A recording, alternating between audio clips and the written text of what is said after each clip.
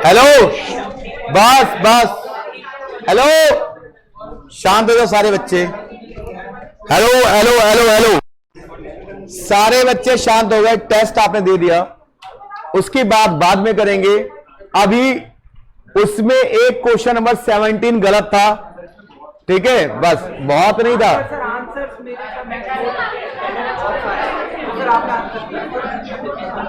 जो answer match नहीं हो रहा बाद में बात करेंगे, पहले फिलहाल पढ़ लो। आंसर 17 का लिख दिया, उसको एक नंबर जोड़ेंगे कि नहीं? मिलेगा, सबको मिलेंगे। एक नंबर जोड़ दूंगा। हाँ। हेलो,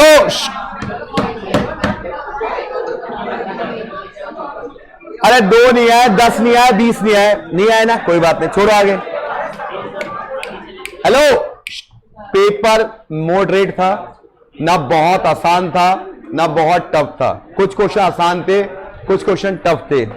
अगर बिल्कुल आसान देता तो आपका स्टैंडर्ड चेक नहीं होता, आप में से उन बच्चों की नॉलेज टेस्ट नहीं हो पाती जो बच्चे एक्स्ट्राऑर्डिनरी हैं।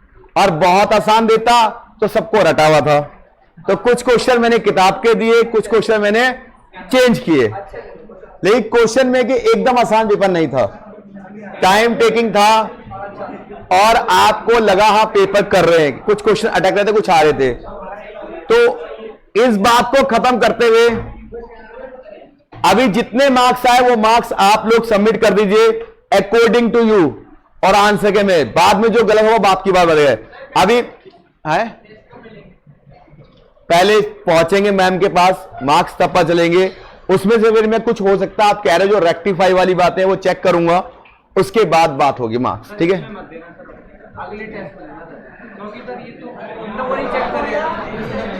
Hello hello hello hello, Tanishq भाई हेलो, सभी को मेरी तरफ से गुड आफ्टरनून। आज स्टार्ट हो रहा है स्टैट्स वाला पोर्शन, आज स्टार्ट हो रहा है स्टैट्स वाला पोर्शन, नया चैप्टर। चाहे बच्चे ने कुछ पढ़ा हो चाहे नहीं पढ़ा हो, कोई फर्क नहीं पड़ता, नया चैप्टर है बेटा आज। हेलो, बड़ी बातें हो रही है यार लॉ की क्लास में उसके बाद। हेलो हेलो हेलो, तो स्टार्ट करते हैं नया चैप्टर स्टैट्स। देखिए स्टैट्स में पहले जो टफ चैप्टर है पहले मैं वो करा रहा हूं, आसान मीन मोड मीडियम तो कोई भी कर लेता है।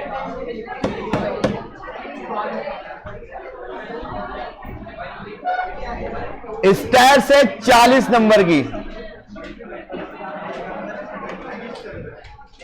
40 नंबर की स्टैट्स है। जितने कॉन्सेप्ट, जितने शॉर्ट नोट, जितनी ट्रिक्स बताऊंगा वो कॉपी में, बाकी प्रैक्टिकल क्वेश्चन तो आप करते ही हो। स्टैट्स में थोड़े फॉर्मूले होते हैं तो फॉर्मूले को हम इग्नोर नहीं कर सकते, ठीक है, तो हमें करना तो है। राइट नाउ हाँ आ गया जो स्टैट्स 40 नंबर की है बेटा।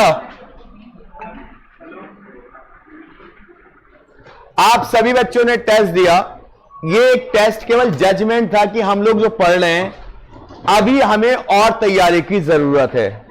क्वेश्चन देखिए, ये सारे क्वेश्चंस हैं, ये मैंने कहीं से नहीं दिए, या तो स्कैनर से दिए या बुक से दिए, ठीक है। अब क्वेश्चन बहुत आसान भी थे, बहुत टफ तो नहीं कहूंगा, 4-5 क्वेश्चन मैं कह सकता हूं जो अच्छे लेवल के थे। जो बच्चा मैथ्स में अच्छा एक नहीं आया, वो अच्छा जो अनंत आज छुट्टी पे, अच्छा उधर बैठा, आज दिख रहा बैठता है ना, दिख नहीं रहा, अच्छा चेंज हो गई शीट, चले कोई बात नहीं, जो जहां बैठेगा उसी का नंबर पहले, ठीक है। अगला टेस्ट अभी से अनाउंस कर दूं, आज से 15 दिन बाद होगा दोबारा टेस्ट, ठीक है। ये दोनों चैप्टर तो होंगे होंगे, साथ में जो करा रहा हूं स्टैट्स का चैप्टर, कोरिलेशन और रिग्रेशन, पीएनसी नहीं, पहले ये जो करा रहा हूं, ठीक है, इसकी वेटेज ज्यादा है। ये 5 से 6 नंबर का आता है। ये चैप्टर 5 to 6 मार्क्स का है, ठीक है। इसमें देखिए स्टैट्स में एक बात सुन लीजिए सारे बच्चे, स्टैट्स में थ्योरी भी है। आपको केवल सेट ए करना है और सेट बी करना है, सेट सी बिल्कुल नहीं करना। सेट सी 5 नंबर का आता है, इसलिए वो नहीं करना। केवल क्वेश्चन सेट ए और सेट बी के करने, सेट सी के क्वेश्चन नहीं करने, क्योंकि वो सेट से क्वेश्चन 11 क्लास में हुआ करते थे। वो आप बड़े बड़े एमडी एसडी निकालने वाले बड़े फॉर्मूले से, वैसे क्वेश्चन नहीं करने आपको, ठीक है। ट्रिक वाले क्वेश्चन करने, शॉर्ट क्वेश्चन करने जो 1 नंबर का आएगा। स्टैट्स का मैथ से कोई लेना देना नहीं है। अगर कोई बच्चा कहता है मुझे मैथ्स नहीं आती, कोई बात नहीं, स्टैट्स तो 11 में पढ़ी है ना बेटा। तो स्टैट्स हम स्टार्ट करने जा रहे हैं और थोड़े से थ्योरी लिखवानी पड़ेगी स्टैट्स में, इसलिए कॉपी आप तैयार रखिए, ठीक है।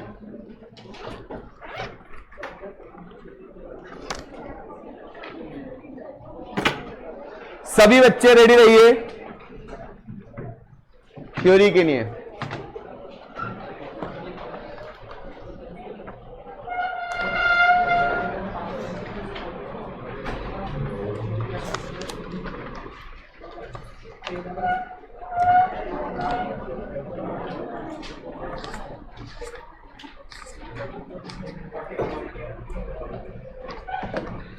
चलिए, आज का जो चैप्टर है उसका नाम है कोरिलेशन एंड रिग्रेशन।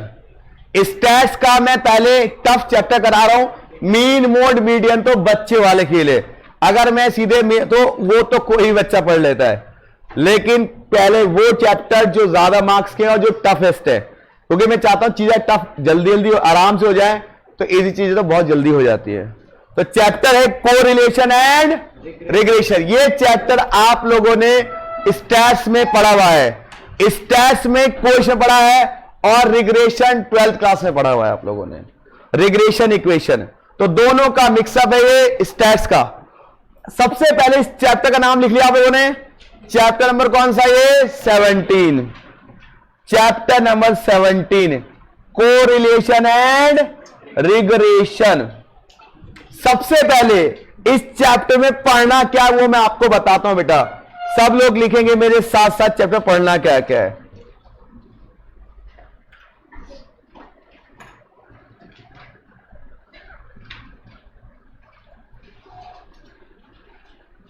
कोई जल्दीबाजी नहीं करेगा, आराम से पढ़ेंगे, ठीक है।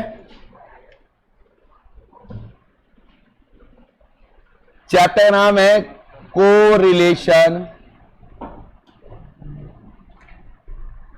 And regression. सबसे पहली बात, चैप्टर में पढ़ना क्या, लिखिए chapter overview, topic overview, chapter overview. पहला डेफिनेशन। सर डेफिनेशन मतलब किसकी, पहले मैं पढ़ा रहा हूं कोरिलेशन, पहला पार्ट का पढ़ाऊंगा कोरिलेशन, उसके बाद दूसरा पार्ट रिग्रेशन, ठीक है। तो डेफिनेशन पढ़ेंगे पहले किसकी, कोरिलेशन की, उसके पास पढ़ेंगे मेथड ऑफ कंप्यूटिंग कोरिलेशन। कौन कौन से मेथड हैं कोरिलेशन को कंप्यूट करने के, ठीक है। फिर पढ़ेंगे कॉमन प्रॉपर्टी,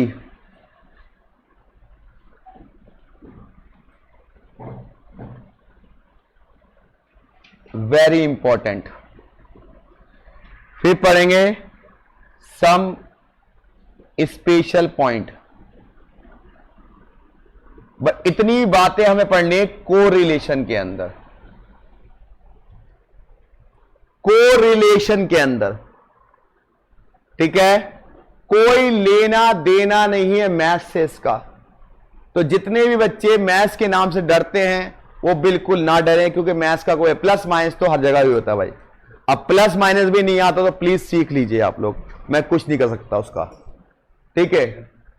सबसे पहली बात, कोरिलेशन का मतलब क्या है, मीनिंग, डेफिनेशन लिखिए आप, मीनिंग जिसे कह सकते हो, या डेफिनेशन। किसकी डेफिनेशन बेटा? कोरिलेशन की।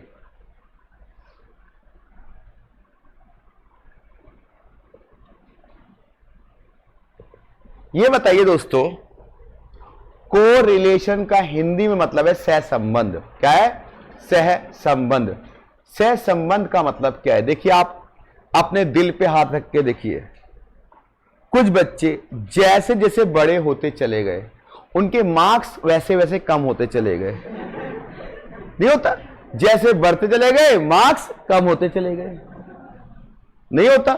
जैसे बढ़ते चले गए निकम्मे होते चले गए। ठीक है, मतलब एक रिलेशन आ गया किसके अंदर भैया, एक वेरिएबल बढ़ रहा है दूसरा वेरिएबल कम, मतलब एक वेरिएबल में चेंज होने से, एक वेरिएबल में चेंज होने से दूसरे वेरिएबल में क्या चेंज आया, उस चेंज को मेजर करता है क्या? कोरिलेशन। क्या करता है? जैसे law of demand according to Marshall क्या कहता है? Other factor remaining constant when price rise demand falls and vice versa. यही तो बोलता है कि अदर फैक्टर, जैसे जैसे प्राइस बढ़ेगा डिमांड फॉल्स। ठीक है, ये भी एक रिलेशन है। सप्लाई क्या कहता है? प्राइस बढ़ेगा सप्लाई भी बढ़ेगी, ये भी तो एक रिलेशन है। इसका मतलब कोरिलेशन का मतलब है दो वेरिएबल के बीच में रिलेशन कैलकुलेट करना कि इनके बीच में रिलेशन कैसा है, पॉजिटिव है या नेगेटिव है, या कोई रिलेशन नहीं है। जैसे मान लो एक व्यक्ति कहता है सर मैं ना इस बार सीए के एग्जाम में फेल हो गया। मैंने बोला क्यों भाई? मेरे पड़ोस में कुत्ता रहता था उसके गम में मैं फेल हो गया। क्या कोई रिलेशन है ये? क्या कोई रिलेशन है ये? सर ये कोई रिलेशन नहीं है, तो झूठ बोल रहा है। ठीक है, इसका मतलब एक वेरिएबल में चेंज आने से दूसरे वेरिएबल में क्या चेंज आया, it is called correlation. Law of demand, law of supply, productions वाले चैप्टर में देखिए आप, लॉ ऑफ वेरिएबल प्रोपोर्शंस, कहीं ना कहीं इनके अंदर भी क्या होता है? एक रिलेशंस होता है। टीएफसी, एएफसी सब में रिलेशन होता है ना भाई। एएफसी क्या होती है? फिक्स कॉस्ट और क्वांटिटी में रिलेशन होता है ना। जैसे जैसे क्वांटिटी बढ़ेगी एएफसी रिड्यूस होती जाएगी, है ना रिलेशनशिप। इसका मतलब रिलेशन क्या होता है सर? दो वेरिएबल के बीच में अगर आप रिलेशन कैलकुलेट करते हो दैट्स कॉल्ड द कोरिलेशन। ये रिलेशन पॉजिटिव हो सकता है, नेगेटिव भी हो सकता है, और कोई रिलेशन भी नहीं हो सकता। बस ये रिलेशन ही आपको फाइंड करना है किसके अंदर? कोरिलेशन के अंदर। तो लिखिए इट इज डिफाइंड, सब लोग लिखिए definition, it is defined as the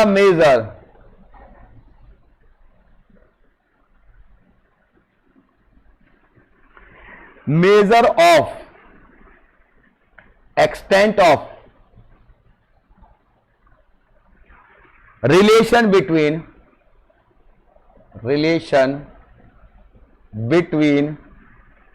two variables।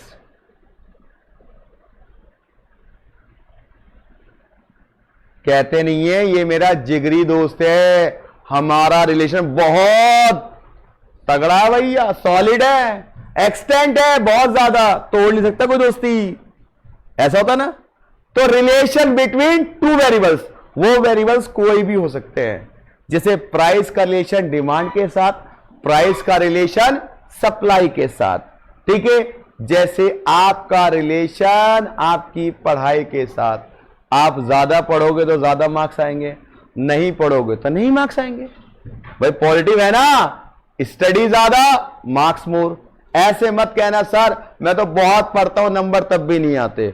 ऐसे बालक भी मन में सोचते हैं पता नहीं मेरे अंदर क्या प्रॉब्लम है। उन बच्चों के अंदर एग्जाम फोबिया है, कुछ सब्जेक्ट को लेके, कुछ चैप्टर्स को लेकर के एग्जाम फोबिया होता है। कुछ बच्चे पढ़ते बहुत अच्छा क्लास में तो लगेंगे सुपरस्टार, और जब एग्जाम होगा या टेस्ट होगा इतनी काटा पीटे कर देंगे, पता नहीं क्या लिखते हैं, खुद समझ में नहीं आता उनको। ऐसी चीजें होती हैं बेटा। ये एग्जाम अगर किसी बच्चे के साथ ये प्रॉब्लम है तो वो जल्द से जल्द इंप्रूव कर ले, वरना ये प्रॉब्लम बहुत बड़ी बन जाती है।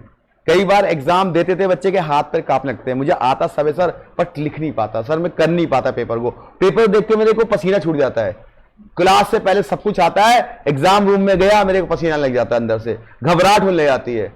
तो वो चीज दूर कर लो बेटा। कई बच्चे होते हैं ऐसे, ऐसा नहीं है, और इस वजह से उनके मार्क्स अच्छे नहीं आ पाते, चाहे पढ़ते वो होते बट मार्क्स अच्छे नहीं आ पाते। तो वो please exception law of demand की वजह से हैं, वो चेंज कर लें उसके अंदर तो बेटर रहेगा।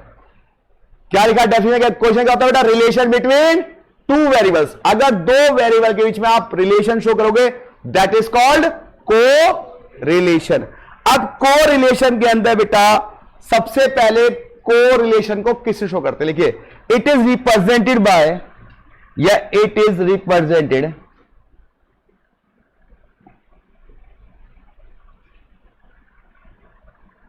Bye small R. किससे लिखते हैं इसको बेटा? स्मॉल आर से लिखते हैं। It is also called coefficient of correlation. It is also called coefficient of correlation. इसको क्या कहते हैं? कोएफिशिएंट ऑफ कोरिलेशन भी कहा जाता है इसको। ठीक है, पक्का? ऑनलाइन वाले बच्चों बताओ बेटा, डेफिनेशन में कोई दिक्कत? बेटा टाइम वैल्यू का ये क्या लिखा हुआ है बता देंगे बेटा जैसे? हाँ बेटा, इससे पहले पीएनसी कराया था।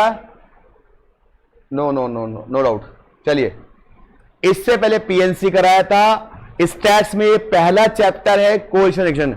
ठीक है, स्टैट्स में पहले वो चैप्टर कराऊंगा जो ज्यादा मार्क्स के हैं और आपको जल्दी ग्रिप भी आ जाए। ठीक है, जिससे कि जो मेरे हर बच्चा पास हो सके। क्या होता है, हम लोग पहले टफ चैप्टर का आते हैं तो बच्चा डर जाता है, उसका कॉन्फिडेंस लूज हो जाता है। अब 60 नंबर करा दूंगा कि 60 तो इसमें से आएंगे, बाकी 40 की तैयारी और कर लेंगे हम लोग। तो 60 की अच्छी तैयारी कर लो जिससे आप पास हो सके सब बच्चे। ठीक है, स्टैट्स रीजनिंग करा के आपको फिर 4-5 चैप्टर होंगे जो अच्छे चैप्टर है, जिनमें हम लोग मेहनत ज्यादा कर लेंगे। वो 3 बार कर लेंगे, क्या दिक्कत वाली बात है? जो नहीं आया 3 बार कर लेंगे, इसमें क्या दिक्कत वाली बात है? सर टेस्ट के क्वेश्चन डिस्कस कर लीजिएगा। ठीक है बेटा, जो क्वेश्चन टफ लगेगा मैं जरूर डिस्कस करूंगा। जो किताब का आंसर होगा, जो मैंने 4 बार कराया वो डिस्कस नहीं करूंगा, क्योंकि जो मैंने करा रखा है जो आपको लगेगा डिफिकल्ट है, मुझे लगेगा और आपको लगेगा, वो डिस्कस होंगे केवल। ठीक है, चलिए आगे बढ़ते हैं। वैसे जब मैं स्कैनर कराऊंगा तो कोई डिस्कस करने की जरूरत नहीं पड़ेगी आपको, सारे क्वेश्चन लगभग स्कैनर से थे वो। ठीक है, आगे बात करें बेटा। अब आप करते हैं कि सर इसके इंपॉर्टेंट पॉइंट लिखिए। Important point related to R. Important point related to R. अब भूल जाओ टेस्ट में क्या आया क्या नहीं गया, अब ये चैप्टर ध्यान दो बस। Important points related to R. R से रिलेटेड, आर मतलब कोएफिशिएंट ऑफ कोरिलेशनशिप। पहला पॉइंट देखिए, रिलेशन ना कभी भी किसी यूनिट में मेजर नहीं होता। रिलेशन कभी किसी भी यूनिट में मेजर नहीं होता। ऐसा नहीं कह सकते आप मैं अपने दोस्त से 500 रुपए का प्यार करता हूं। ऐसा कभी कहा है आपने किसी से? या मां बाप ने आपसे कहा है कि भैया 1000 रुपए का प्यार है मेरे भैया बेटे का? नहीं, ऐसा नहीं कहा ना। या मेरे और उसके बीच में 1000 का रिलेशन है, ऐसा कभी कोई नहीं कहता। रिलेशन हमेशा क्या होता है? Unit free measure. क्या होता है? ना इसके आगे केजी आता है, ना इसके आगे मीटर आता है, ना इसके आगे लीटर आता है, ना इसके आगे डॉलर आता है, ना इसके आगे पैसा आता है। सर कैसी बातें कर रहे हो, हमने फिल्मों में देखा है पैसे लेके रिश्ता तोड़वा देते हैं। नहीं होता, वो भी तो एक मेजरमेंट है, वो फिल्मों तक है। रियल लाइफ में कोई मेजरमेंट नहीं है, बाकी तो बहुत जिंदगी में बहुत कुछ अलग अलग है। इसका मतलब ये क्या होता है बेटा? लिखिए, it is a unit free measure. Unit free measure मतलब रिलेशन को किसी यूनिट में आप मेजर नहीं करेंगे। समझ में आ रही बात? Unit free measure, relation unit free होगा, मतलब ना तो केजी में, ना लीटर में, ना मीटर में, ना रुपए में, ना डॉलर में, किसी भी चीज में रिलेशन शो नहीं होता। अगला नंबर 2 पॉइंट, आर की जो वैल्यू है या तो -1 आएगी मिनिमम और मैक्सिमम आएगी 1। इसका मतलब आंसर हमेशा -1 और 1 के बीच में रहेगा। मिनिमम -1 आएगा, मैक्सिमम 1 आएगा, या फिर इसके बीच में आंसर आएगा। ये रेंज होती है आर की। ठीक है बेटा, यहां तक कोई दिक्कत? हाँ भाई, अमन भाई कहां है हमारे आज? कोई दिक्कत यहां तक? पक्का? चलिए जी, अगला पॉइंट लिखिए। पहले बताओ ये दोनों बात क्लियर हुई? को रिलेशन को किसे मेजर करते हैं बेटा? आर से, स्मॉल आर, बिग आर नहीं, स्मॉल आर। अब लिखिए method of calculating correlation. Method of calculating correlation कौन कौन से? वैसे आपने पढ़ा हुआ इस टेस्ट में, मैं जानता हूं ये बातें, सर ने पढ़ाया हुआ है आपको अच्छे से।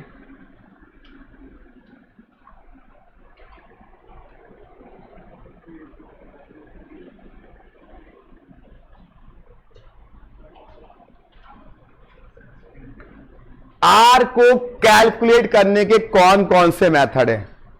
पहला मेथड बचपन से पढ़ते आए हो, scatter diagram.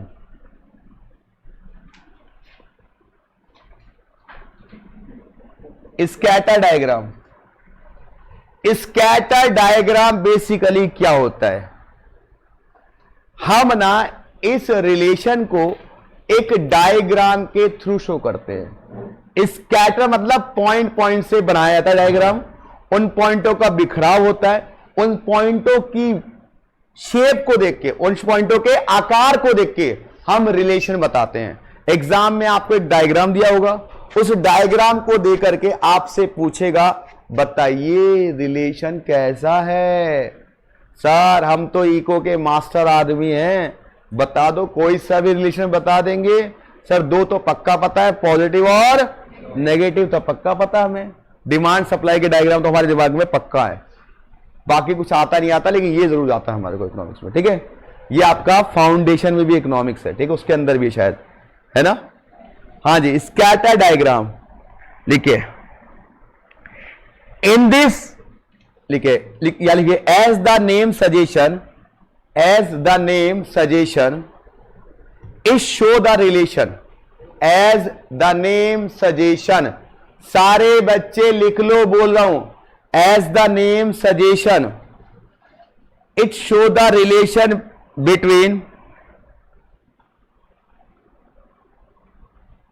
between 2 variables with the help of diagram, with the help of diagram, with the help of diagram। इसके रिलेशन को हम डायग्राम से शो कर सकते हैं।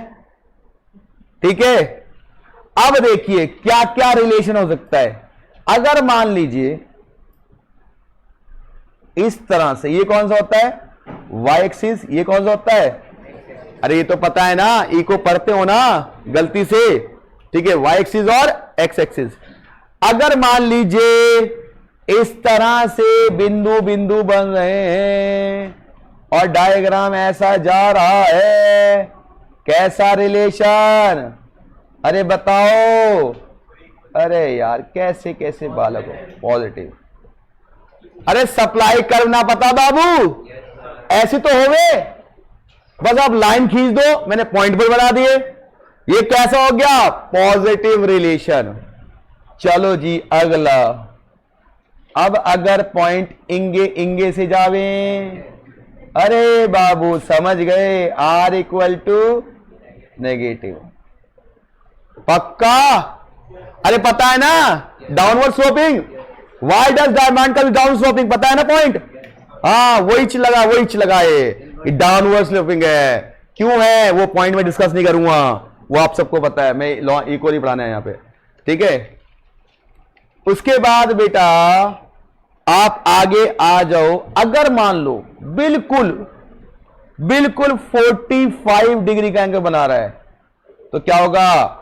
R equal to 1, perfectly positive. क्या होगा? Perfectly positive. लिखो परफेक्टली पॉजिटिव। और अगर बिल्कुल नेगेटिव बता रहा है तो R इक्वल टू माइनस। क्या कहेंगे? Perfectly negative relationship.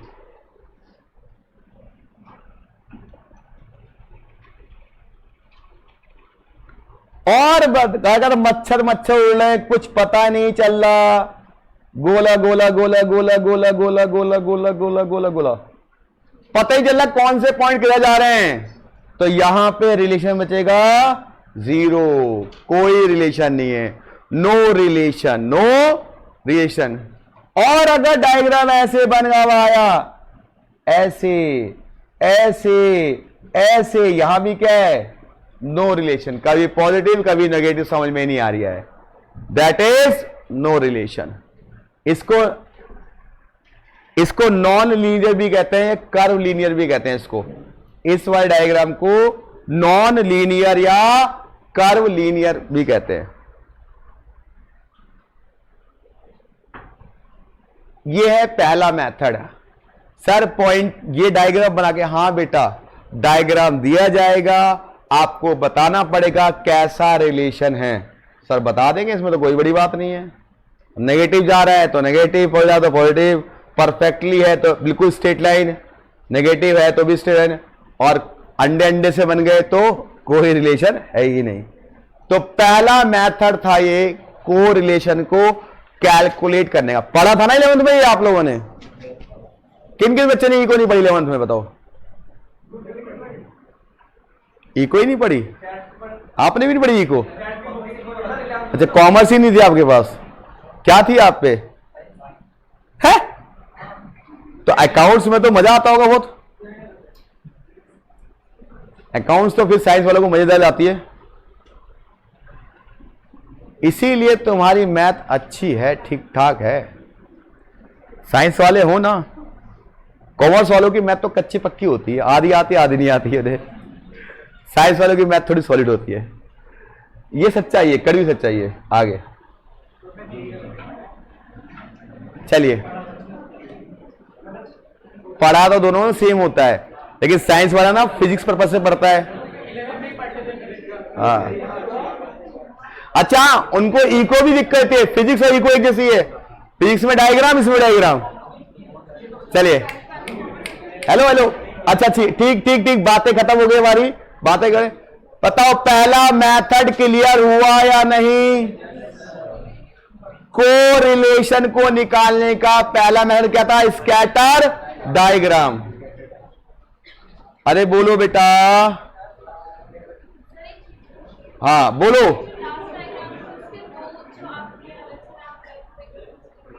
वो नॉन लीनियर या कर्व लीनियर?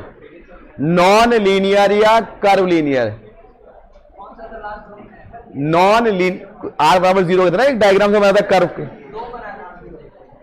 दूसरा वाला, सेकंड वाला,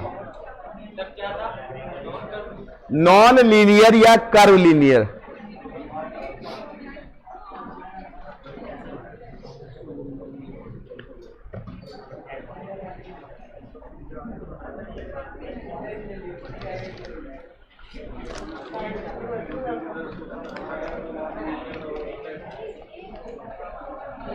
हेलो,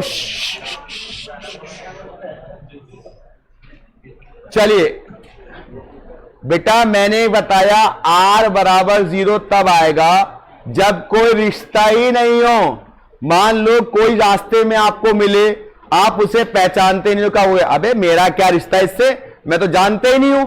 मतलब एक वेरिएबल का अगर दूसरे वेरिएबल कोई फर्क ना पड़े, एक वेरिएबल में चेंज होने से दूसरे वेरिएबल में कोई फर्क ना पड़े, तो क्या कहोगे? कोई रिश्ता नहीं है, कोई रिलेशन नहीं है। रिलेशन तब होता है ना बेटा जब इंपैक्ट पड़ता है। जैसे आपका मेरा अब रिलेशन है, इससे पहले कोई ना रिलेशन था मेरा आपका, मैं क्या जानता आपको और आप कौन जानते मैं कौन? जब तक आप यहां नहीं आए और हम और आप नहीं मिले तब आपका मेरा रिलेशन बना। अब मेरे अंदर चेंज आने से रिलेशन भी चेंज हो जाएगा। अगर मैं मान लो छुट्टियां मान लग जाऊं, दिक्कत आ जाएगी नहीं आ जाएगी? तो वही चीज है कि एक वेरिएबल में चेंज आने से दूसरे वेरिएबल में क्या चेंज आया। अगर चेंज नहीं आता तो रिलेशन क्या है? कोई रिलेशन नहीं है। किस बात की? मान लो पड़ोसी भाई कोई जा रोड पे, किसी का भगवान न करे कुछ चीज सामान चोरी हो जाए, मोबाइल चोरी हो जाए, आप क्या करते हो? ओ यार बड़ा दुख हुआ, बस इतना कहीं चलते हो ना, परेशान होते हो उसके लिए, अपनी बस पकड़ते हो, निकल लेते हो। लेकिन अगर आपका हो जाए, अबे यार, तो वही रोते हो, वही ढूंढते हो उसको। नहीं, इंपैक्ट पड़ा ना आप पे। तो अगर एक वेरिएबल का दूसरे पे इंपैक्ट पड़ रहा है तो रिलेशन है, अदरवाइज नहीं है रिलेशन। ठीक है।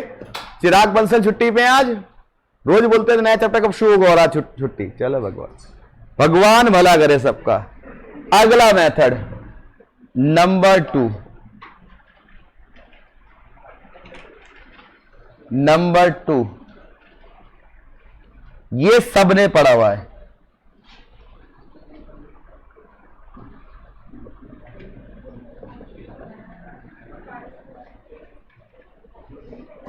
स्पेयरमैन रैंक कोरिलेशन सबने पढ़ा हुआ है। सबने, जिसने स्टैट्स गलती से पढ़ी होगी, स्पेयरमैन रैंक कोरिलेशन। इसके अंदर क्या होता है? रिलेशन निकालते हैं, लेकिन बेटा किसका? जहां पर क्वांटिटी नहीं क्वालिटी की बात हो। किसकी बात हो? क्वालिटी। जैसे ब्यूटी कंपटीशन के अंदर ब्यूटी, अरे पता है ना, इको दो तरह की होती है। यूटिलिटी दो अप्रोच होती है, एक कार्डिनल और एक ऑर्डिनल अप्रोच। कार्डिनल में numeric counting in rupees, ordinal में मेजरमेंट नहीं करते ना, तो ऑर्डिनल जो अप्रोच है उसमें ही लगता है क्या? रैंक कोरिलेशन, जहां कंपेयर किया जाता है। मेरे पापा ना छोटे भाई से बहुत प्यार करते हैं, मुझसे नहीं करते। ये नहीं कहा कभी आपने मेरे पापा छोटे भाई से 1000 का प्यार करते हैं, मुझसे 500 का? कभी कहते हो? क्या कहते हो गुस्से में? अरे मम्मी अरे उससे प्यार करते हो, मुझसे नहीं करते, ऐसे तो बोलते हो। कंपेयर कर रहे हो केवल क्वालिटी का, नॉट क्वांटिटी का। मतलब जहां पर क्वालिटी कंटेंट हो, क्वालिटी से कंपेयर किया जाए। जैसे जजमेंट ऑफ ब्यूटी कॉम्पिटिशन में होता है ना, वहां पर भी क्या होता है? रैंक कोरिलेशन लिया होता है। लिखिए इसमें, this method is suitable, this method is suitable, this method is suitable when we compare, या we want to compare, when we want to compare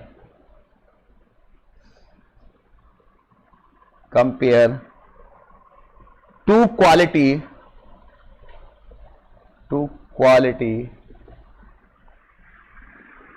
character,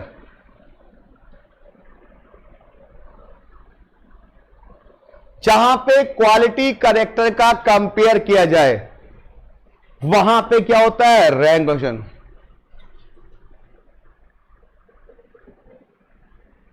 very very very important topic है ये। अब rank correlation के लिए आपने formula पढ़ा था 11th class में। चलिए, जहां पे सिंगल रैंक था, आर, ये लिखा ना, आर या R1 माइनस 6, याद आया किसी को?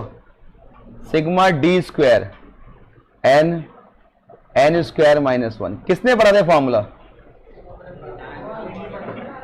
अच्छा, पूछूंगा तो पूछोगे नहीं पढ़ा था। हाँ, ये बोल सकते हो, मान लूंगा। चलो कोई बात नहीं, अब पढ़ लो। 1 minus 6 sigma D square N square minus 1। अभी बताएंगे डी स्क्वायर क्या होता है, बताएंगे। थोड़ा सा आराम से वेट तो करो बेटा। 6 हमेशा रहता है। 6 फॉर्मूले में, ये फॉर्मूला है, ये मैं कुछ नहीं कर सकता फॉर्मूला भाई। देखिए आप सब लोग स्टैट्स पढ़ के तो आए लेकिन भूल गए हैं, क्योंकि 11th क्लास पढ़े हुए 2 साल हो जाते हैं, किसको याद है? ये नहीं कल क्या पढ़ा वो याद नहीं है अब, और लॉकडाउन में पढ़ाई की थी, लॉकडाउन में तो भी लॉकडाउन में पढ़ाई होगी ना। चलिए अच्छा कोई बात नहीं, फॉर्मूला लिख लिया ना आप लोगों ने। अब बेटा अगर ये क्वेश्चन आता, सुन लो, अगर ये क्वेश्चन मैं पहले फुल प्लेस क्वेश्चन कराता हूं और मैं बोलूंगा ये नहीं आएगा, लेकिन मैं करा रहा हूं आपको मैथड सिखाने के लिए, फिर मैं उसके शॉर्टकट क्वेश्चन जैसे एग्जाम में आते हैं वो कराऊंगा, लेकिन ये मेथड को क्लियर करने के लिए मुझे एक क्वेश्चन आपको कराना पड़ेगा। ठीक है बेटा, तो मैं इससे रिलेटेड क्वेश्चन करा रहा हूं, समझ लिख लिया ना बेटा? पक्का ना? चलो एक क्वेश्चन करते हैं। मान लीजिए यहां पे x वेरिएबल है और ये y वेरिएबल है, ठीक है बेटा?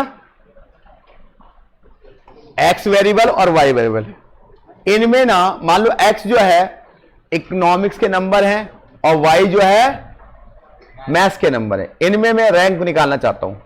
तो कैसे? मान लीजिए ये है 80 मार्क्स, ये है 90, ये 70, ये 100, ये 60। अब आ जाओ मैथ्स में, ये है 90, ये है 100, ये 85, ये 60, ये 75। ठीक है, मान लो ये नंबर है। अब इसमें रैंक को रिलेशन आपको निकालना है। क्या निकालना है? रैंक को रिलेशन। सब बच्चे तैयार हो क्वेश्चन करने के लिए? सबसे पहले यहां पे एक कॉलम बनेगा, उसे कहेंगे R1। क्या कहेंगे? R1। फिर लिखेंगे R2 या RX और RY, इससे आसान रहेगी आपको। RX और RY। RX मतलब X वाले को रैंक देना है, RY मतलब Y वाले को रैंक देना है। सुन लो, जिसने नहीं पढ़ा वो भी सुन लो, जिसने पढ़ा है वेल एंड गुड। आपको यहां पे जो सबसे बड़ी वैल्यू होती है उसे आप 1 रैंक दो, उससे छोटे को दूसरा रैंक दो, उससे छोटे को तीसरा दो। ये क्वेश्चन रिपीट मत करना कि सर 2 वैल्यू एक जैसी आगे तो क्या होगा, बात बताऊंगा, क्योंकि ये क्वेश्चन अराइज होता है। इससे पहले बता दूं कि अगर 2 के मार्क्स एक जैसे आगे तो क्या होगा, बताऊंगा। वो डबल रैंक वाला है, सिंगल रैंक वाला है। अगर मैं इसको रैंक दूं, इसको तो सबसे पहला रैंक किसको जाएगा? तो यहां पे 1 आ जाएगा। उससे छोटी वाली कौन सी है? तो ये 2 आ जाएगा। फिर उसके बाद ये 3 आ जाएगा, उसके बाद 4, उसके बाद पहले तो रैंक देना समझ में आया बेटा कैसे किया हम लोगों ने? सबसे बड़ी वैल्यू को 1 रैंक, उससे छोटे को 2, उससे छोटे को 3। यहां तक टफ तो लग रही है ना? चलिए, हाँ सर इसमें लैंग्वेज नहीं समझने आ रहा है। आ जाओ y वाले में, यहां पे बताओ सबसे बड़ा रैंक कौन सा है y में? सर 1, 2, 3, 4, 5, यही है बेटा, कोई दिक्कत तो नहीं? अब निकालेंगे डी स्क्वायर। डी स्क्वायर क्या होगा? देखो ध्यान से, RX माइनस RY का स्क्वायर। मतलब रैंक को रैंक में से घटाना, स्क्वायर स्क्वायर करना। रैंक को रैंक में से घटाना मतलब इस 3 में से 2 को घटाओ, कितना आया? 1 का स्क्वायर 1। 2 में से 1 गया, कितना बचा? 1। 1 का स्क्वायर 1। 4 में से 3 गया, कितना आया? 1 का 1 में 4, 4 का स्क्वायर 5 में 4 गया, 1 का स्क्वायर 1। पहले बताओ ये बात समझ में आई या नहीं आई? डिफरेंस को निकाला, उसका स्क्वायर। अगर स्क्वायर किया तो जो माइनस है वो भी क्या हो गया? प्लस हो गया। इसका मतलब यहां पे कोई वैल्यू माइनस में नहीं आती। अब इसको ऐड कर लो, 20 आ गया पक्का? तो ये आ गया सिग्मा डी स्क्वायर। कितना आ गया? 20। ठीक है, कोई दिक्कत? बस सिग्मा डी का स्क्वायर टोटल के बाद आ गया, कोई दिक्कत तो नहीं? अब रैंक का फॉर्मूला क्या होता है? 1 माइनस 6 सिग्मा डी स्क्वायर कितना है? 20। एन कितनी वैल्यू है? 1, 2, 3, 4, 5। तो क्या आएगा? 5 का स्क्वायर, सॉरी एक मिनट अभी लिख रहा हूं। क्या आएगा? 5 और 5 माइनस 1, यही तो था भाई। ये क्या था अंदर? फॉर्मूला वो क्या था, फॉर्मूला क्या था ये बताओ। ये था 1 माइनस 6 इंटू क्या था, एन स्क्वायर माइनस 1 था ना, हाँ सॉरी 5 का स्क्वायर। ठीक है, अब बताओ क्या आएगा इसको सॉल्व करके, इसको सॉल्व करके बताओ पूरे को। कैलकुलेटर है ना आप लोगों के पास, 120 फिर कितना आएगा, 24 पंजे 120 कट गया, क्या आंसर आ गया, कोई रिलेशन नहीं है इनके अंदर। ठीक है, कोई रिलेशन नहीं है।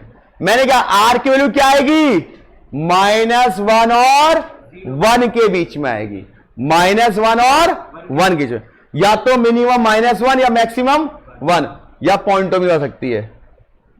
गलती से 0 आया, ऐसा नहीं कि हर बार 0 आएगा, कभी छोटा रट्टा मान लो कि 0 ही आता है इसका आंसर, कभी आप रट्टा मारने वाले से रट्टा मान लें इसका। एक ऐसा क्वेश्चन दूं, करोगे, पेपर में नहीं आता लेकिन सिखाने की करो आपको। सर टेस्ट पेपर ग्रुप में सेंड करना है, बेटा अलग से सेंड है। Sir this topic was deleted bye CBSE, okay. चलिए ये हो गया बेटा, आपको सबका आगे है, इसको उतारिए, क्वेश्चन देता हूं, फिर आपको प्रैक्टिस होगी उससे। 4 क्लास पकड़ लो, 6 नंबर आ गए। 4 तो मैंने ज्यादा क्लास बोली है, लेकिन मैं हमेशा ज्यादा स्लो पढ़ा रहा हूं आपको। लास्ट बैच से मैं बहुत स्लो पढ़ा रहा हूं इस बैच को मैं समझता हूं बड़े ब्रिलियंट बच्चे, लेकिन स्लो पढ़ाता हूं मैं इसको आराम आराम से। चलिए चलिए आगे बढ़िए, उतार लिया सबने। क्या क्वेश्चन दूं ऐसी आपको एक, रोहित भाई फोटो बाद में खींच लेना, उतारना होता है, पेन से लिखना होता है मैथ्स में, नालायक हो वो सब। आलसी नंबर 1 इस मोबाइल ने कर दिया सबको। चलिए क्वेश्चन, यहां पे x यहां पे y,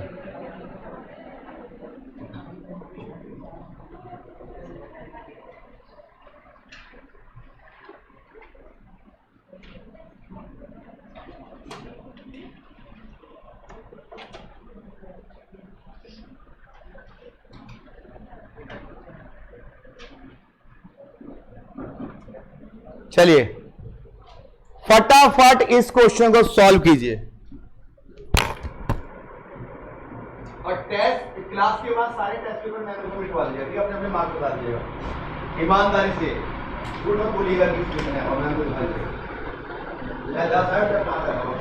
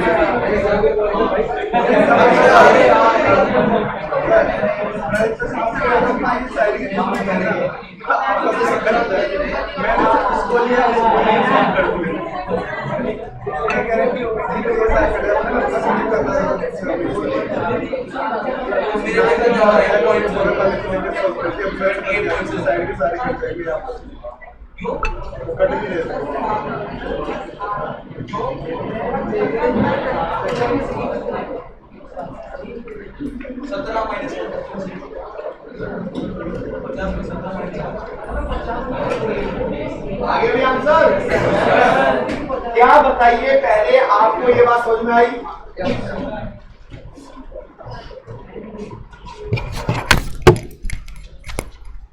हाँ बेटा, क्या आपको ये बात समझ में आई? ऐसा कोई प्यारा सुंदर सा विद्यार्थी जिसको इसमें कोई डाउट है तो पूछ सकता है। देखिए बेटा, शर्माइए मत, क्योंकि अगर आप शर्माएंगे तो हमें दिक्कत आ जाएगी।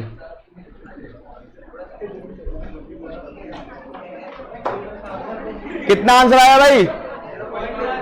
0.1। वेरी गुड बच्चों, आंसर इज 0.1। चलिए, तो मैं उम्मीद करता हूं ये वाला कॉन्सेप्ट तो समझ में आया होगा। कोई ऐसा प्यारा सुंदर विद्यार्थी जो कतई निकम्मा हो मैथ्स में, इसको ना छोड़े, क्योंकि अगर इसको छोड़ दिया तो पास कैसे होगे भाई? फिर तो आपके दिक्कत है, फिर मैं कुछ नहीं कर सकता आपको। हो गया बेटा सबको? अब आता है भाई सर ये क्वेश्चन ऐसा आने के चांस कम है। अब जैसा एग्जाम में आने चांस है वो मैं करा रहा हूं आपको, ठीक है? ठीक है, जैसा एग्जाम में आने के चांसेस है। ये वाला क्वेश्चन तो कम आएगा बट आ जाना चाहिए, प्रैक्टिस हमें आती है तो। अब हम करने जा रहे हैं अपने कुछ ऐसे टॉपिक से क्वेश्चन जो इससे रिलेटेड हैं।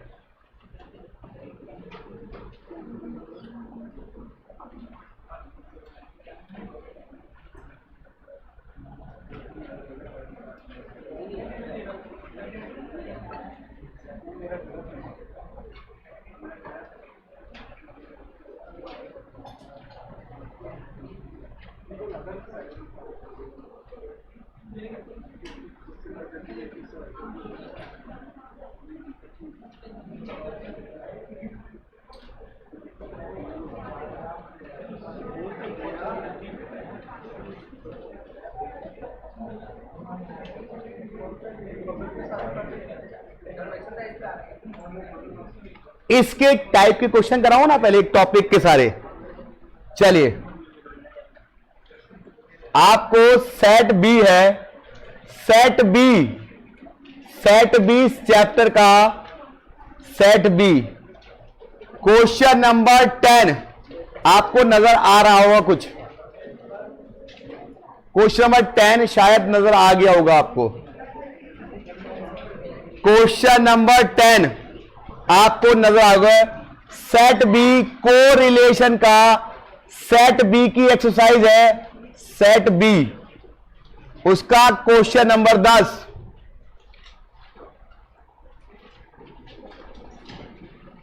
इस रैंक को रिलेशन को ही करा रहा हूं बेटा अभी मैं। अच्छा, फ्राइडे आपकी क्लास 5 घंटे की होगी मैथ्स की, सुबह 10 बजे से लेके 4 बजे तक लगातार नेक्स्ट क्लास में। इस कारण कि फ्राइडे मैंने बाकी जगह ऑफ लिया हुआ है, छुट्टी है मेरी उधर, तो उस फ्राइडे का यूज आपके लिए किया जाए। फ्राइडे को सुबह 10 बजे हम लोग आएंगे, जितने हम में हिम्मत होगी पढ़ते रहेंगे, ठीक है? जब तक आप मेरे साथ कोऑर्डिनेट करते रहेंगे मैं पढ़ाता रहूंगा, जब तक आप में हिम्मत है, जब तक है दम पढ़ते रहेंगे, और जहां लगेगा कि बस ऑफ कर देंगे, ठीक है? फ्राइडे को सुबह अर्ली मॉर्निंग। हाँ है, वो तो होगी, उससे क्या लेना ना। मुझे एक तो अपनी क्लास लेना ना भाई, मुझे अपने का मतलब है ना। ठीक है, लंच ले गए।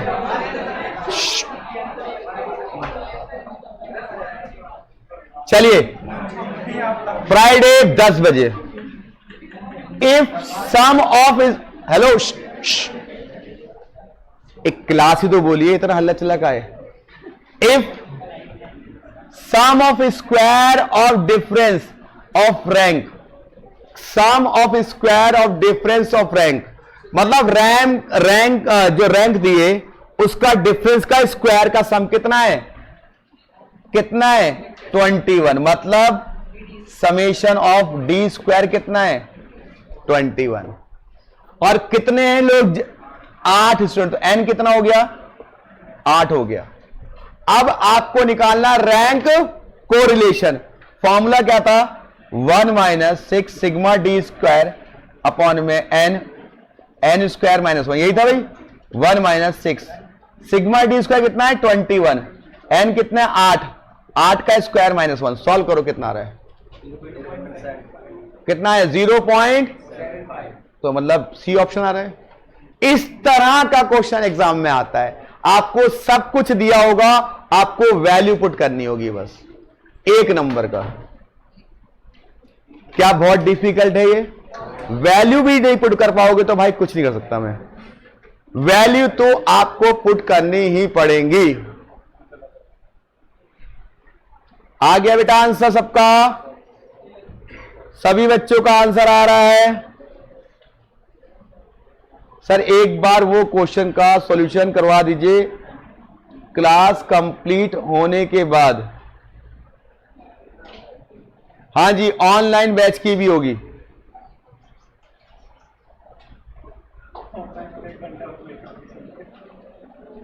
बेटा ये बताओ जोया, आपने क्या लिखा है?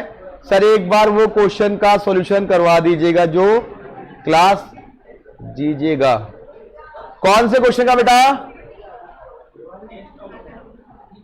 टेस्ट की बात कर रहे हो क्या? चलिए, क्या आप सबको ये वाला क्वेश्चन समझ में आया बेटा? पक्का ना? डन? सच्ची? सबसे ज्यादा मैथ में लो रहते हो आप, एनर्जी में आ जाओ इस टेस्ट में, ठीक है। नंबर 2, 11 क्वेश्चन, 11 क्वेश्चन, कम से कम 4-4 बार जाके घर ये क्वेश्चन बनाना बेटा, जो करा रहा हूं क्लास में, 4-4 बार। 11 क्वेश्चन पे आ जाओ। If the rank correlation coefficient between marks management and mathematics for a group of students, मतलब जो आपका आर के दे रखा है वो कितना है? 0.6। इस बार रिलेशन का 0.6। सम ऑफ स्क्वायर ऑफ डिफरेंस कितना है? मतलब समेशन डी स्क्वायर कितना है? 66। What is the number of student, मतलब एन निकालना है। एन निकालना है बेटा, हेलो, एन निकालना है। अब ऐसे क्वेश्चन में पहले फॉर्मूला लगाओ। फॉर्मूला पता था 1 - 6 summation D square N square -1, यही होता बेटा। 1 - 6 समेशन डी स्क्वायर कितना है? 66। अब एन की वैल्यू बेटा ऑप्शन से पुट कर लो। ऑप्शन से एन पुट करके देखो किससे 0.6 आ रहा है, वही हमारा आंसर हो जाएगा। एन कितने ऑप्शन देखे? 10, 9, 8, 11। मैं 10 पुट करके देखता हूं पहले। तो 10 का स्क्वायर -1। इसको सॉल्व करके अगर 0.6 आ रहा है तो 10 ही हमारा आंसर है। अगर नहीं आ रहा तो अगला ऑप्शन पुट करके देख लेंगे। आ रहा है 10 से? नहीं आ रहा है? आ रहा है। तो आंसर कितना हो गया? 10। एन मैंने बेटा ऑप्शन से ले लिए। अगर ऑप्शन से एन की वैल्यू पुट कर दी, उसको सॉल्व कर दिया, सॉल्व करके जिससे 0.6 आ रहा है वही हमारा आंसर है। मैंने 10 रखा तो मेरा आंसर आ गया 0.6। ठीक है? बहुत टफ है? नहीं सर बहुत टफ नहीं है, समझ में आ रहा है करना क्या है इसके अंदर।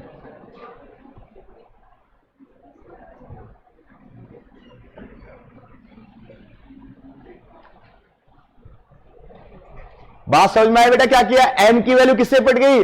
ऑप्शन से। ऑप्शन से 10 रखा मैंने और देखा कि 0.6 आ रहा नहीं आ रहा, वरना मैं क्या करता? क्रॉस मल्टीप्लाई करता, फैक्टर करता, दिमाग खराब करता।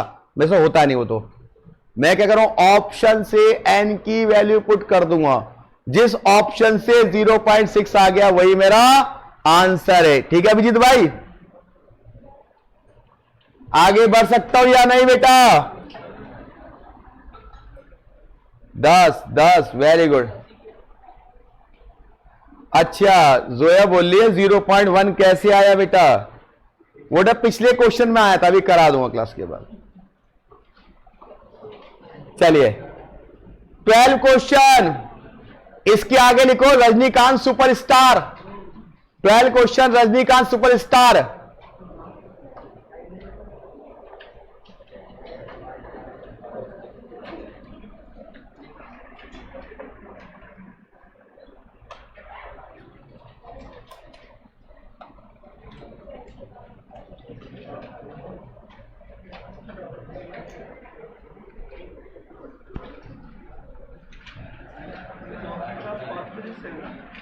अरे जब भी होगी उससे क्या, तो पढ़ ले।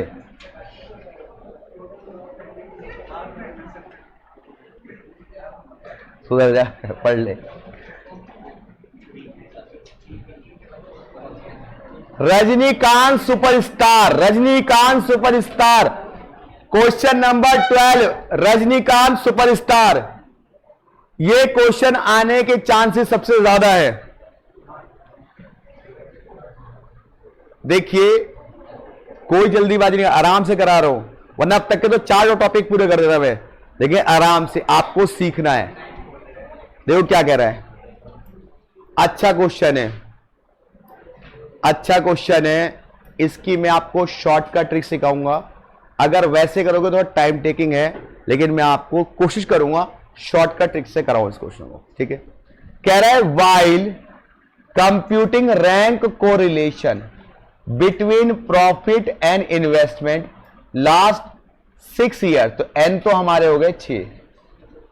Different rank of the year was taken 3 instead of 4। अरे ये क्या कह रहा है कि एक रैंक मैंने 3 की जगह क्या ले लिया, 4 ले लिया। जब मैंने रैंक 3 की जगह 4 ले लिया तो मेरा आंसर गलत आने आना था भैया।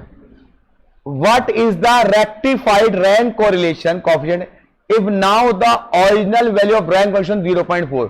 कह रहा है कि भाई मैंने जब निकाला तो 0.4 आया, लेकिन मैंने गलती कर दी। अब जब गलती कर दी तो भैया मेरा आर तो गलत आ गया होगा। इस आर को आप सही करके निकालो, इस आर को आप सही करके निकालो। कितने बच्चे ट्राई कर सकते हैं इसको? Yes yes yes, try it. चलिए, कितने बच्चे इसको क्वेश्चन कर सकते? यस, जूम ऐसे से कर रहा है यार, ऐसे से इशारे मत करे कर। चलो ठीक है। पहला क्वेश्चन ये नहीं है कभी नीचे पहुंच गया तो सोचो।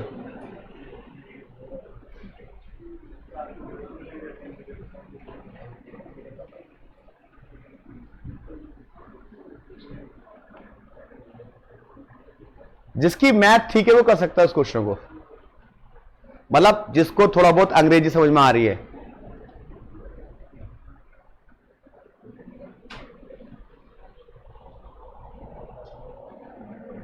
कैलकुलेटर दियो बेटा, एक दे दो मुझे कैलकुलेटर।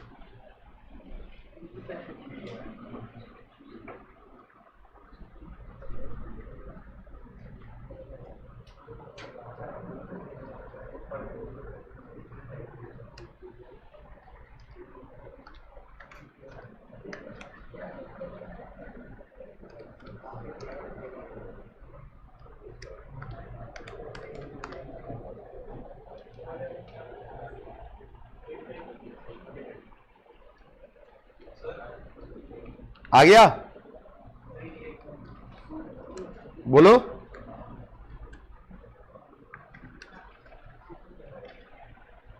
ये लो।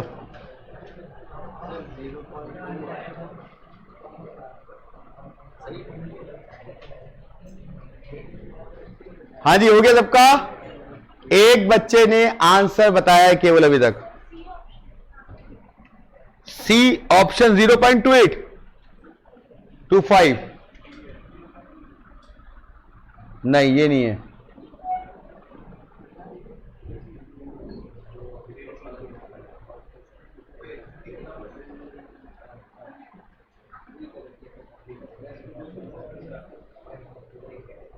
आया आनंद भाई? आ रहा है, आ जान दो, आ जान दो, आ जान दो, सारे बच्चे को आ जान दो, आराम से आ जाओ।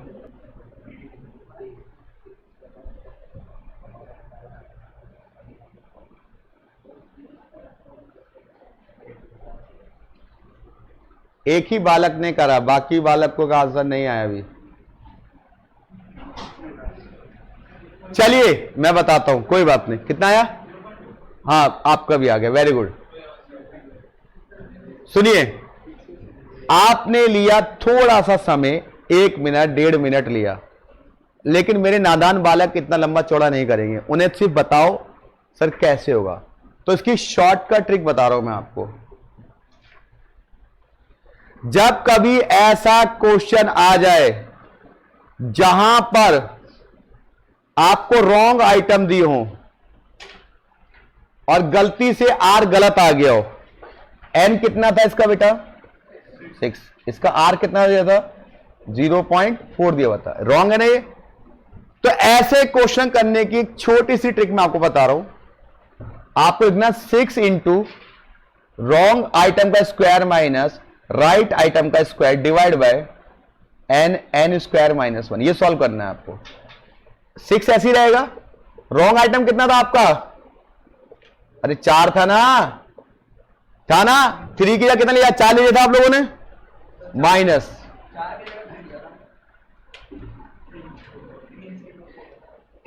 थ्री इंस्टेड ऑफ 4, क्या कह रहा है देखो ध्यान से, सॉरी हाँ 3 सही है, 3 का स्क्वायर माइनस 4 का स्क्वायर, ठीक है भाई, यही है ना। अरे बोलो क्या था, देख लो क्वेश्चन एक बार, मैं क्वेश्चन पढ़ लू, मैं क्वेश्चन पहले पढ़ लू, भरोसा नहीं है मुझे तुम्हारा।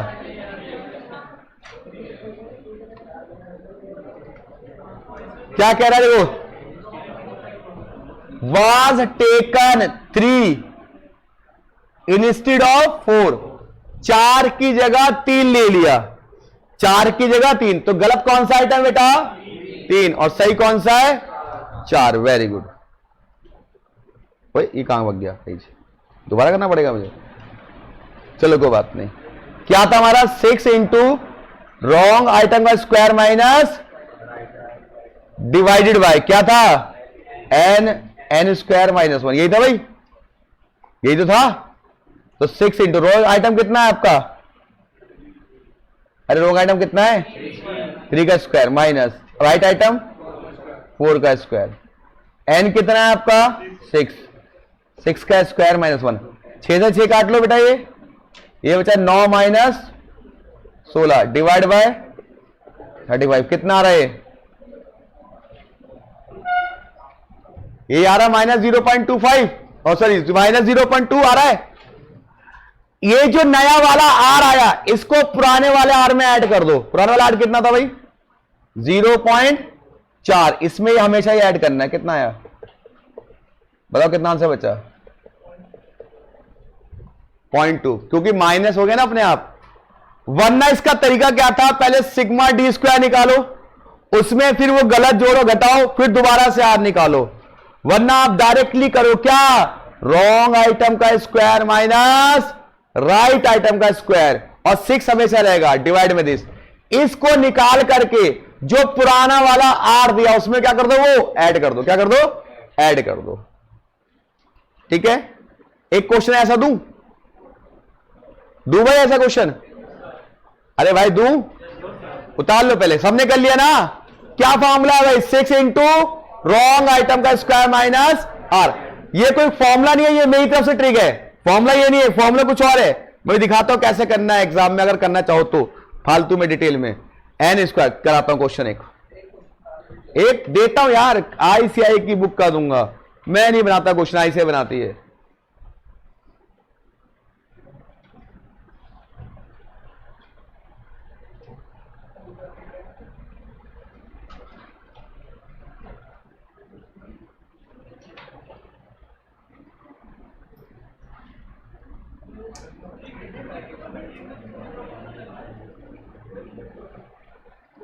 ये रहा, ये दिखाई दे रहा है क्वेश्चन आपको, जरा करिए इसको, फिर बताऊंगा इसने आईसी ने कैसे सॉल्व किया है, फटाफट पढ़िए। ये नहीं है, ये सिंपल है, ये रहा,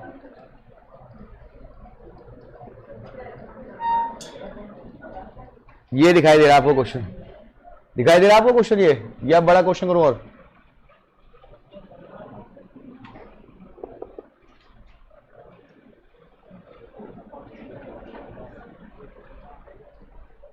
दिखाई दे रहा है आपको ये वाला क्वेश्चन, क्या कह रहा है वो, जब हमने कोरिलेशन निकाला तो कितना आया? 0.8। कह रहा है 7 ले लिया किसकी जगह? तो बताओ क्या है?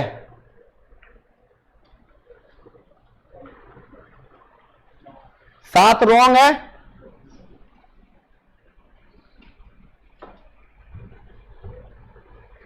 क्या आंसर आएगा बताओ?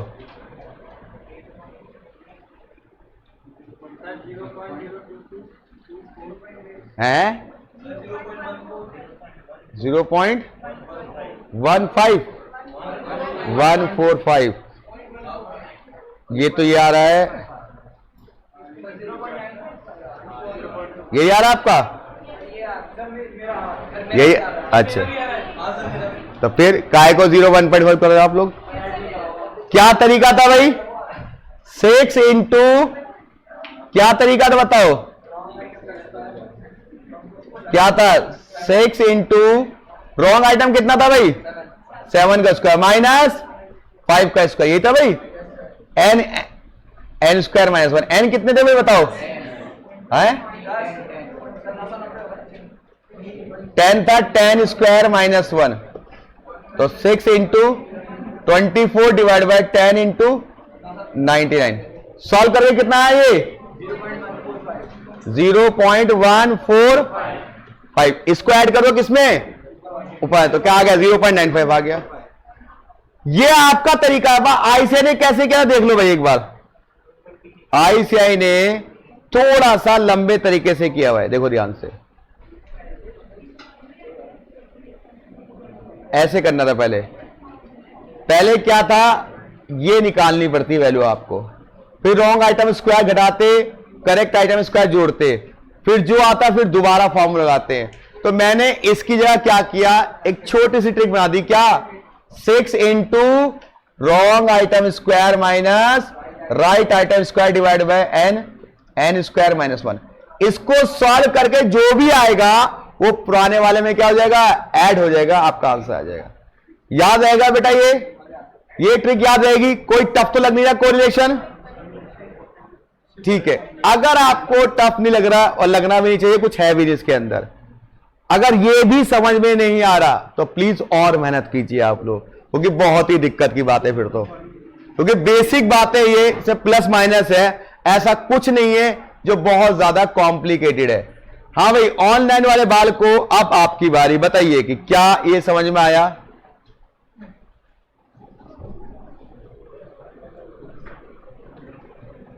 छह बेटा ये अपनी तरफ से लेना पड़ता है, हमेशा अपनी तरफ से लेना पड़ता है। हमेशा 6 अपनी तरफ से लेना पड़ता है। देखिए मैंने आज आपको केवल 2 ही टॉपिक कराए। कौन कौन से बेटा? आज भी मुझसे अंकुश सर ने क्लास मांग ली आपकी आधे घंटे पहले, ठीक है? अपने अपने नंबर सबमिट करा देना, चाहे जितने भी आए हों, ईमानदारी के साथ। अंकुश सर लेंगे ना, कह रहे हैं मैं आ गया, कभी भी कर दिया तुम्हें। फ्राइडे को मैं मैसेज कर दूंगा क्लास का टाइमिंग, अर्ली मॉर्निंग होगा और लंबी क्लास होगी फ्राइडे को, और हो सकता है चैप्टर खत्म हो जाए फ्राइडे को, ठीक है? चलो